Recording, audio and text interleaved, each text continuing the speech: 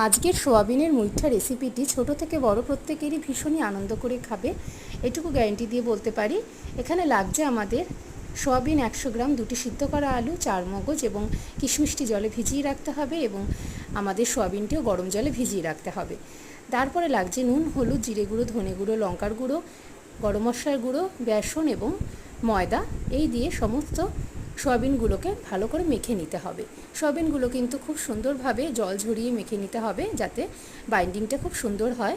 তারপরে আমরা সাদা তেলে ভেজে নেওয়ার পরে আমরা কড়াইয়ে সাদা তেল অ্যাড করে তার মধ্যে ফোড়নের আইটেমটা দিয়ে দিচ্ছি টমেটো পেস্ট। নুন পরিমাণ মতন দেওয়ার পরে আমরা তেলটা বেরিয়ে আসলে টমেটোর গায়ের থেকে তারপরে আমরা 4 মগজ কিশমিশ পেস্টটা দিয়ে পরিমাণ মতন চিনি দিয়ে বড়াগুলোকে ছেড়ে দেবো।